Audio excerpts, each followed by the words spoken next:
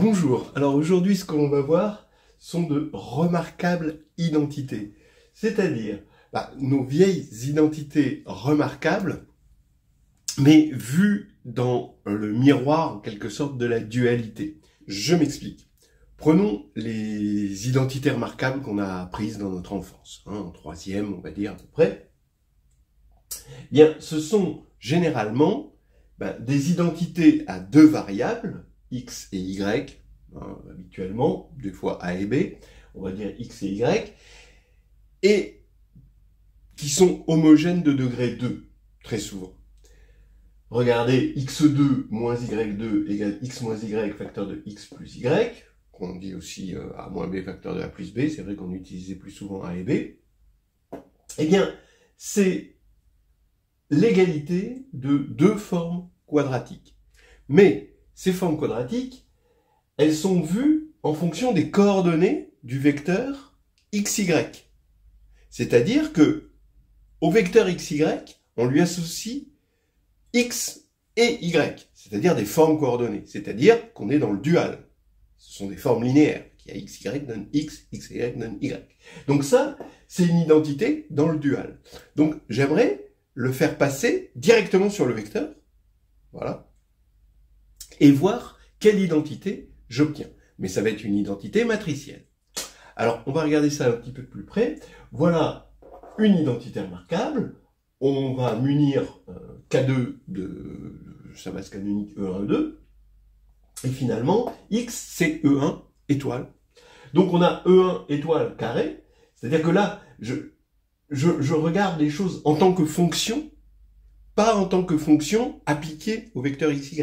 C'est juste la fonction. Donc ça, c'est la fonction E1 étoile carré moins E2 étoile carré est égal à E1 étoile moins E2 étoile facteur de E1 étoile plus E2 étoile. Donc je suis dans l'algèbre, finalement, des fonctions de K2 dans K.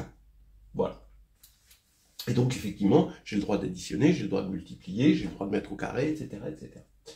Et là, j'ai une identité, d'accord, où les EI étoiles, ce sont, eux, des éléments homogènes de degré 1, c'est des éléments du dual. Bien. Alors, finalement, comment on peut le voir? On peut soit voir cette identité comme x2 moins y2 égale grand X, grand Y, avec un changement de variable, un vrai changement de variable, parce que c'est bijectif, on peut retrouver petit x et petit y en fonction de grand X et grand Y, ou alors avec un changement de base dans le dual. C'est-à-dire que je pose f1 étoile égale E1 étoile moins E2 étoile, F2 étoile égale E1 étoile plus E2 étoile. Donc ici, j'ai ceci qui est égal à F1 étoile fois F2 étoile. Et grand X et grand Y, eh bien, ce sont finalement les coordonnées du même vecteur, petit x, petit y, mais dans la base F1, F2. Ou si vous préférez, F1 étoile du vecteur petit x, petit y, c'est exactement grand X. Et F2 étoile de petit x, petit y, c'est exactement ce grand Y. Donc regardons maintenant la forme quadratique Q. XY donne x2 moins y2, d'accord?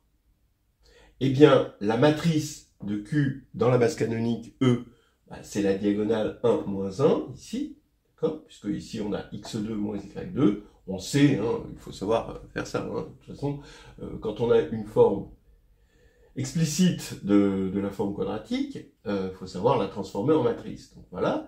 Maintenant, dans la base F, la matrice de Q, là, on a xy, donc on sait que, bon, il n'y a pas de terme carré, donc on a 0, 0, et c'est au niveau de la forme polaire, c'est 1 demi de xy' plus 1 demi de x' y, donc ça fait 1 demi ici, ça aussi il faut savoir le faire, ça c'est dans la base F, c'est-à-dire si je prends ces coordonnées-là, ok, et maintenant, je vais appeler Q la matrice de passage de la base EI étoile vers la base FI étoile. Voilà. Bon, regardez, ça veut dire que je regarde F1 étoile en colonne et F2 étoile en colonne dans la base des EI étoiles. Donc ça fait 1 moins 1. et 1, 1. Voilà. Maintenant, c'est là où on va passer par le miroir de la dualité. La matrice de passage de EI vers FI, on sait que c'est un théorème qui dit que c'est, bon, une proposition, on va dire, que c'est la transposée de Q moins 1. Voilà. Bon, ça c'est un exercice, vous pouvez regarder sur les vidéos sur la dualité que j'ai faites. Ce qui fait que P, c'est Q transposé moins 1. Donc maintenant, on sait aussi la formule de congruence, c'est-à-dire que à partir du moment où on a la même forme quadratique dans deux bases différentes qui s'écrivent comme ceci, eh bien on a P transposé fois ceci, donc ça c'est dans l'ancienne base, fois P, c'est égal à la matrice de Q dans la nouvelle base. Voilà. Mais maintenant, je vais passer, bon, j'ai pas envie d'inverser Q, donc je vais plutôt passer de l'autre côté. Je vais avoir P transposé moins 1 et P moins 1 ici à droite, et là, P transposé moins 1 à gauche, mais P transposé moins 1, évidemment, c'est Q, donc je vais avoir lui, ici, cette matrice-là, donc ça c'est Q transposé, évidemment, est égale à ça. Voilà. Mon identité remarquable a été transformée en une identité non moins remarquable, hein, une remarquable identité, qui finalement, si on y réfléchit bien, c'est la diagonalisation, d'accord? On a diagonalisé la forme antidiagonale. Parce qu'en fait, en dimension 2, hein, des matrices symétriques, il n'y en a qu'une à scalaire près. Hein. C'est 0, lambda, lambda, 0. Donc, on peut voir ça comme l'expression d'une diagonalisation de l'antidiagonale. Voilà, maintenant qu'on a ouvert la brèche, on va essayer de regarder, de passer en revue toutes les identités remarquables quadratiques qu'il peut y avoir dans K2. Donc, on va faire le bilan. Regardez, donc, cette identité remarquable est devenue matriciellement celle-ci. Voilà. Alors, de la même manière, après, je vous laisse faire un exercice. Vous prenez la fameuse identité remarquable x2 plus 2xy plus y2 égale x plus y au carré. Eh bien, pareil, hein, on va prendre un grand X ici, qui est au carré, sauf qu'il n'y a pas de grand Y. C'est-à-dire qu'on va avoir juste F1 étoile, qui est égal à E1 étoile plus E2 étoile, qui est forcément non nul, et qu'on va compléter en une base duale, une base dans le dual, simplement E2 étoile. Bon, c'est un exemple. Et en fait, donc, on va avoir le 1, 1, ici, qui vient de là. Ici, on va avoir 0, 1. Ici, on va avoir 1, 0, 0, 0. C'est exactement comme ça, hein. Il suffit de prendre... Bon, c'est tout droit. Hein. Ici, 1, 0, 1, 1.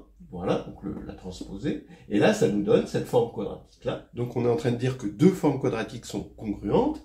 Ici, la forme quadratique grand X au carré, donc là, ici. Et ici, la forme quadratique donnée par la matrice dans la base canonique, 1, 1, 1, 1. Voilà.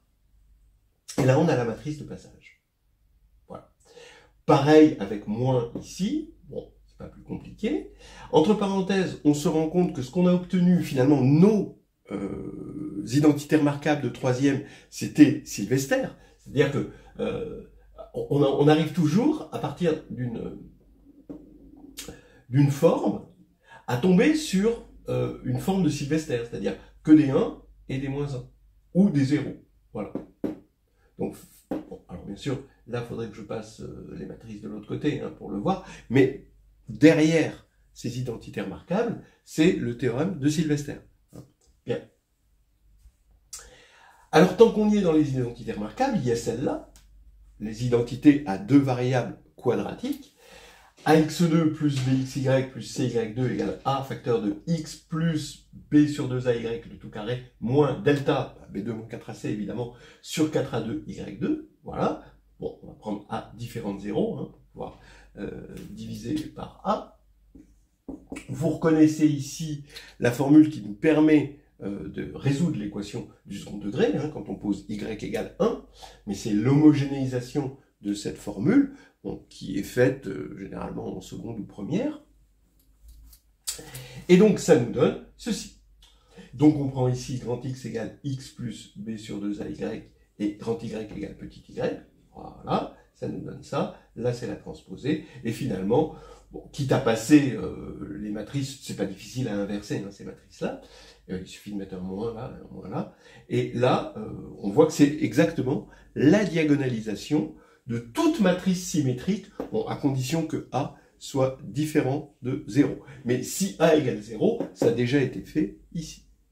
Voilà. En gros, entre cette formule et cette formule, on a une formule générale de diagonalisation, hein, voilà, qui inclut aussi celle-ci, hein, quand on a delta égale 0. Voilà, on a fait le tour de remarquables identités, mais au-delà de tout ça, il y a une identité qui n'est pas apparue ni dans le programme de collège, ni de lycée, ni de master, c'est l'identité de Grothendieck-Witt, ou de Witt-Grothendieck. Regardez, ici, c'est cette identité-là. Vous pouvez la vérifier. Voilà. Très jolie. Et finalement, elle se voit matriciellement comme ceci. C'est facile à voir en exercice, toujours avec les mêmes techniques. Ce qui fait que elle ne veut pas dire qu'on a diagonalisé une matrice par congruence, puisqu'elle était déjà diagonale. Mais si, un petit peu.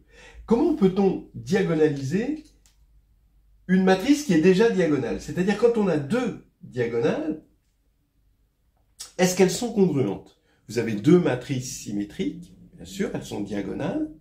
Est-ce qu'elles sont congruentes? Comment? Vous savez que bon, on est en caractéristiques différentes de 2, donc on peut toujours diagonaliser une matrice par congruence, c'est la méthode de Gauss.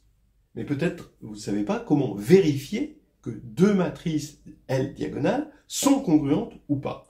Il y a une chose que vous savez, c'est que alpha, bêta 2, donc là on est sur une forme quadratique en dimension 1. Eh bien, c'est congruent, donc c'est une matrice 1, 1, 1. C'est congruent à alpha. Parce que, voilà, vous faites le changement de variable, x, grand X égale bêta x, bêta petit x. Voilà. Donc ça, c'est évident. Donc là, c'est la partie facile. On peut voir, hein, et on peut faire des permutations, d'accord? On peut permuter la diagonale, et ce sera aussi congruent. Voilà. Donc pour l'instant, on a permutation de la diagonale et ceci. Mais en fait, Witt, et avec le groupe de Grothendieck-Witt, on peut obtenir toutes les possibilités. Je vous le montre. J'espère pouvoir faire une vidéo un jour pour le démontrer. C'est fait dans le livre Invitation aux formes quadratiques de Seguin-Pazis, très très bien fait. Voilà, vous avez ce groupe. Il est donné par générateur et relation. G indice alpha. Donc ça, c'est les générateurs. C'est une famille de générateurs avec alpha donc à étoile. Où l'on a G alpha, G indice alpha bêta 2 égale G indice alpha. Voilà. Et G indice alpha plus G indice bêta égale G indice alpha plus bêta plus G indice alpha plus bêta facteur alpha bêta. C'est-à-dire exactement ce qu'on a ici, A et B, en quelque sorte, et ici A plus B facteur de A fois B. Voilà. Et c'est un groupe abélien. Abélien qui correspond finalement à la permutation possible de la diagonale sans changer la classe de congruence. Voilà. Eh bien, vous avez un théorème de Witt-Grothendieck qui va dire, Grothendieck-Witt, qui va dire que deux matrices diagonales, comme ceci, sont congruentes si et seulement si, voilà, la somme des G AI, donc sur la diagonale, est égale à la somme des G BI dans le groupe de Witt-Grothendieck. Voilà. Donc là, c'est une autre histoire. On a fait le grand saut. On est parti de la maternelle, là, et puis on arrive à Grothendieck. Hein. Bon. C'est ça les maths.